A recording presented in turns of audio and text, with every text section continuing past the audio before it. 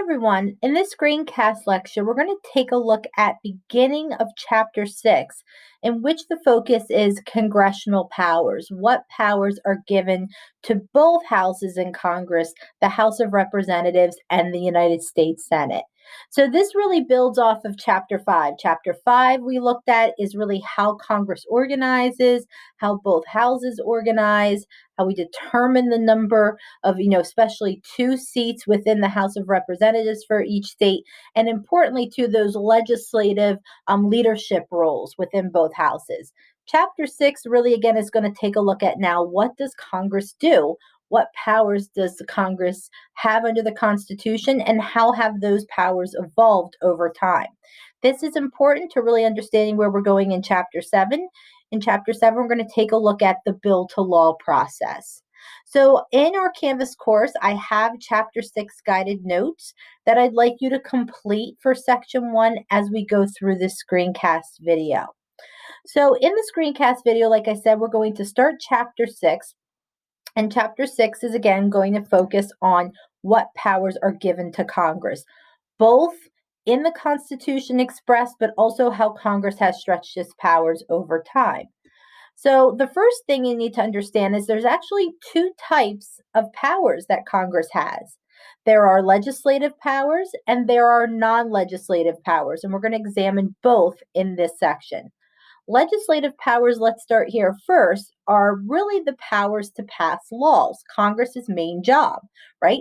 They have ideas, they craft bills, and those hopefully make it to laws. And so we're going to look at how Congress has expanded these powers as the nation has grown.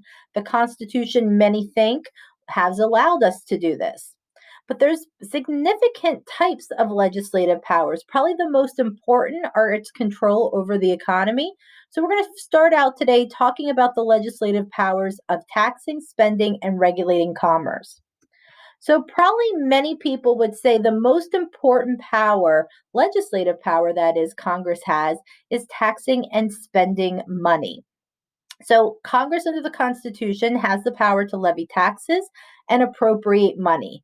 And together, again, this is one of the most important powers that Congress has, but it's also known as the powers of the purse, because no government agency under the executive branch or anywhere else in this country can spend money without congressional authorization.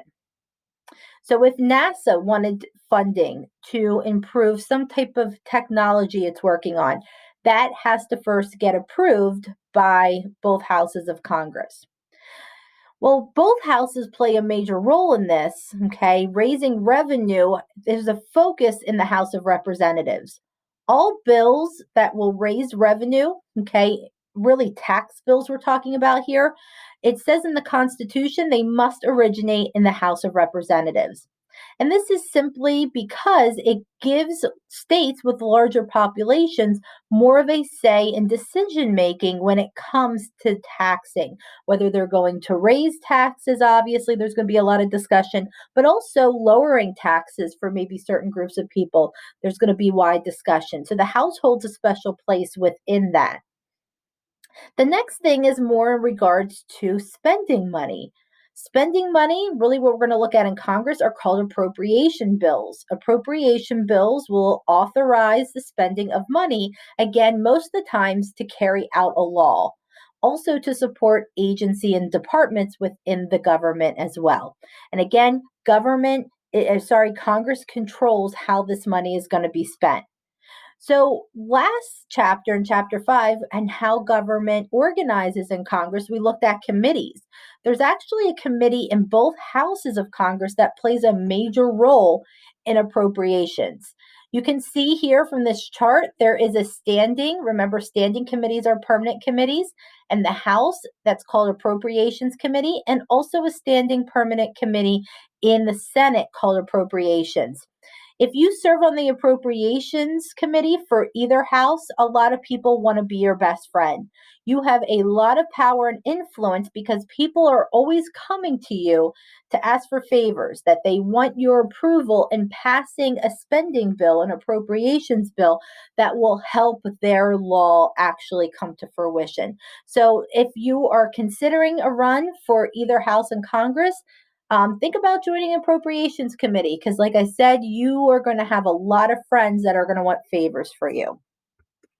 The next type of legislative power are other money powers. And so there's some specifics that go along besides just spending and taxing. Congress also has the ability to borrow money.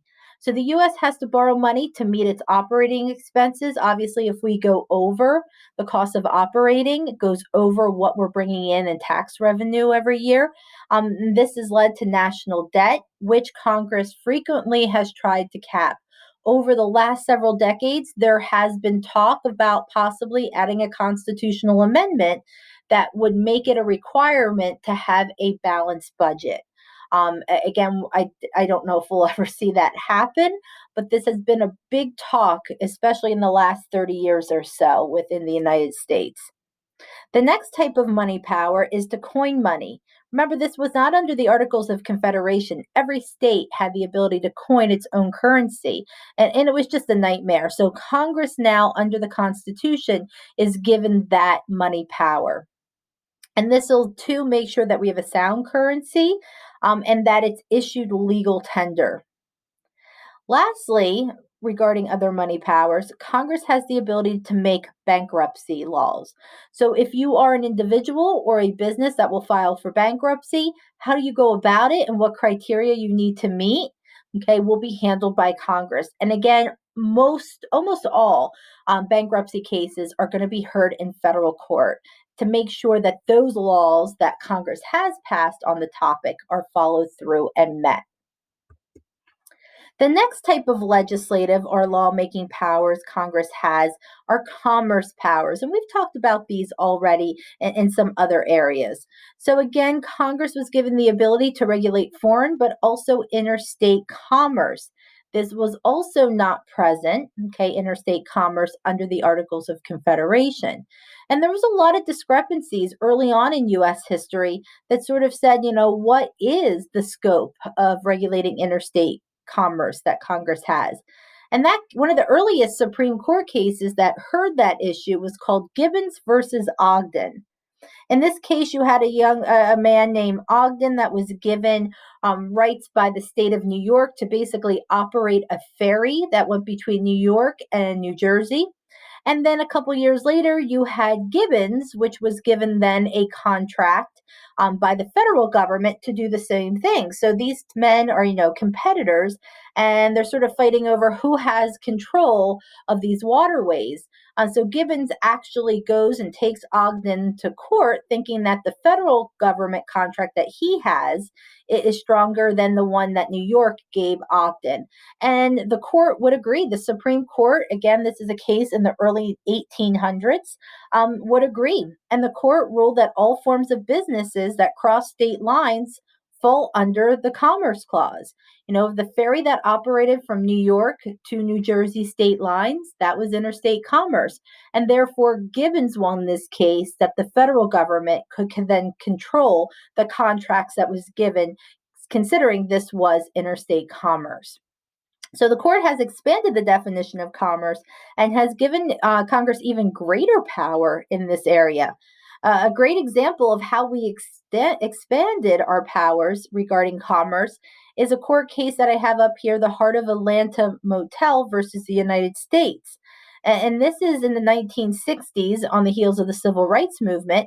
And what this did was it upheld the Civil Rights Act, which said if you are a business and you are going to be involved in interstate commerce, people crossing over state lines to use your business or your business itself actually going over state lines, well, then you can't discriminate on the basis of race. And that was upheld here. So this is quite a stretch with the Commerce Clause. But again, we felt that it was necessary over our history to expand upon that.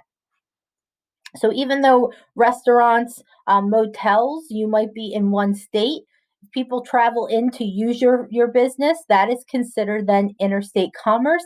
And the federal government, not the state, will have final authority on how your business will operate. The other type of legislative power Congress will make laws on is called foreign policy powers. So these are pretty self-explanatory. I think a lot of these are going to check the power of the executive branch. The president will oftentimes create treaties with foreign countries, but only Congress can approve those treaties, again, checking the president's powers. Another example of that check and balance is a president might ask for a declaration of war against a foreign country, but only Congress can declare that officially. So those are great examples, okay, of how those will check at the same time the executive branch. The last foreign policy powers, too, in dealing with foreign countries is to maintain and create an army and navy. So, this again will help us carry out some of those foreign policies. The last little grouping here of legislative powers are sort of miscellaneous. So, Congress also has the power of naturalization over citizens. It looks at what are our immigration laws and sort of sets the standards and quotas for the number of immigrants that are coming into our country every year. Congress also has the ability to admit new states to the Union. We've talked about that already in the structure of our Constitution. Congress can also grant copyrights and patents. They also have the power to establish the federal courts. The only court that is mentioned in the U.S. Constitution is the U.S. Supreme Court. All lower federal courts have really been created as they are needed by Congress. And then lastly, Congress also will establish and oversee a U.S. Postal Office. So these are all examples of what we would call expressed, okay, legislative powers. They are clearly in the Constitution. But there's some constitutional provisions to legislative powers of Congress. So let's take a look at that. Constitutional provisions sometimes will allow Congress to go out beyond what is expressed in the Constitution. One of the most notable ways Congress has stretched its powers beyond those specifically given in the document of the Constitution is that elastic clause. The elastic clause, also known as the necessary and proper clause, allows Congress to expand its powers. Again, if Congress can make an argument that a new power it's going to create for itself will help them, okay, carry out an already expressed power, then it's necessary and proper.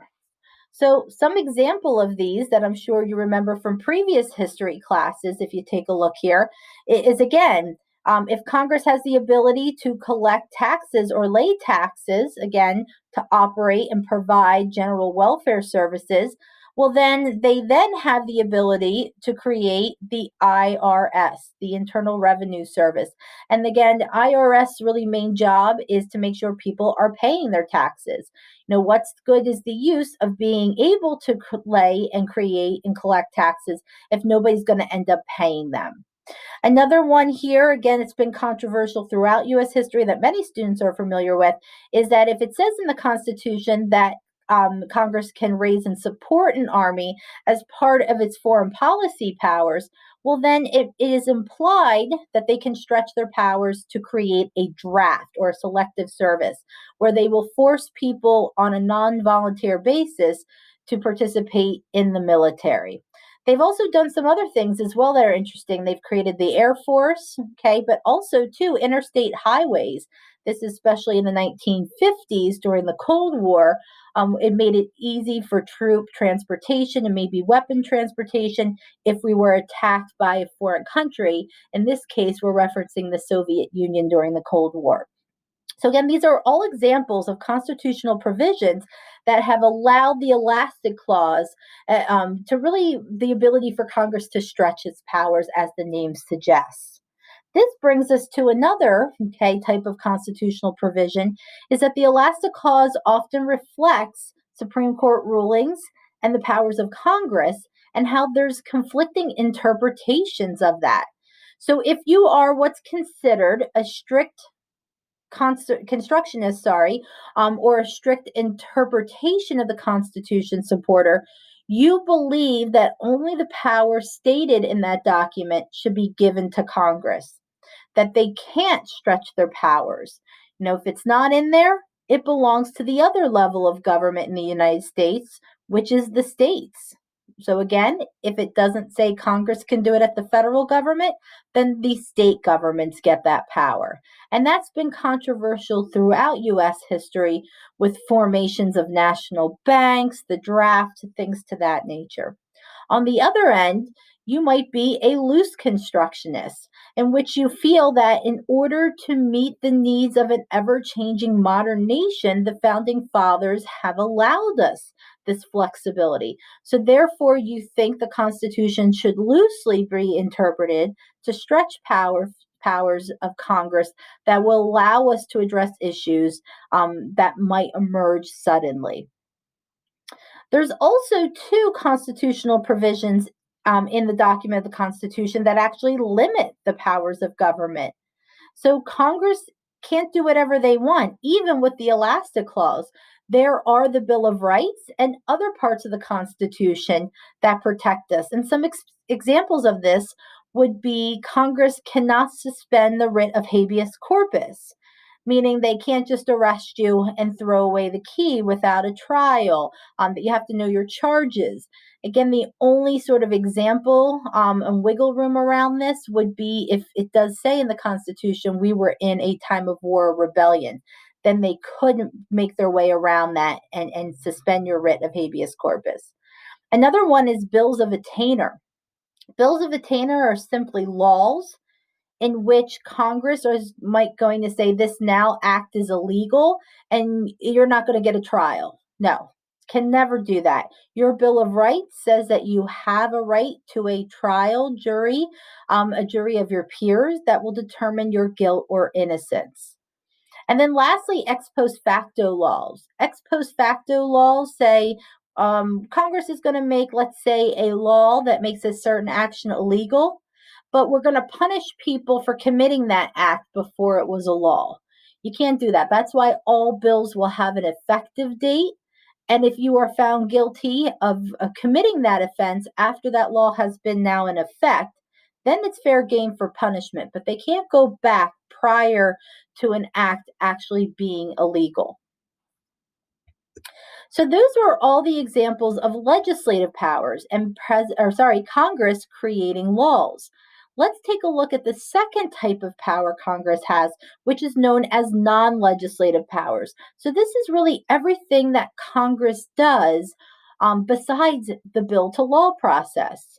So the first example of a non-legislative power is Congress actually can play a major role in choosing the president of the United States. Again, many of you are familiar with the concept of the Electoral College. And today, a candidate running for president needs 270 votes in order to win the Electoral College. Well, there's been a couple examples in US history where a president has failed to get the 270. In that case, the vote would then go to the House of Representatives, and they would have the final decision from the top three candidates and how they scored in the election. So, again, this has happened a few times. This has happened in the election of 1800 with Thomas Jefferson being named president. And then later on in 1824, it happened again. And that election, it was a little bit of a sticky point. It was called the corrupt bargain, the 1824 election, because Andrew Jackson should have actually gotten that election. He won the most electoral votes, he won the most popular votes, but a backdoor deal in the House of Representatives actually then gave the presidency to John Quincy Adams. So there are problems with this. There are also a few other non-legislative powers to be familiar with. Removal power. Again, if someone in a branch of government has done something wrong, it's grounds for impeachment. So impeachment means to formally accuse. Impeachment charges start at the House of Representatives, and then a trial to either acquit or convict on those impeachment charges happens at the Senate. So again, that's a non-legislative power. Another one is the confirmation power. This is in particular the Senate we're talking about. The Senate has the power to approve officials appointed by the president.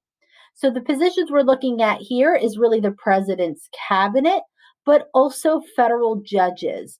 those confirmation hearings have to go through the Senate to give their final thumbs up, just to make sure that that president has appointed the best person possible for the position.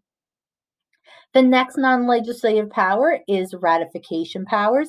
Again, this is specifically the Senate.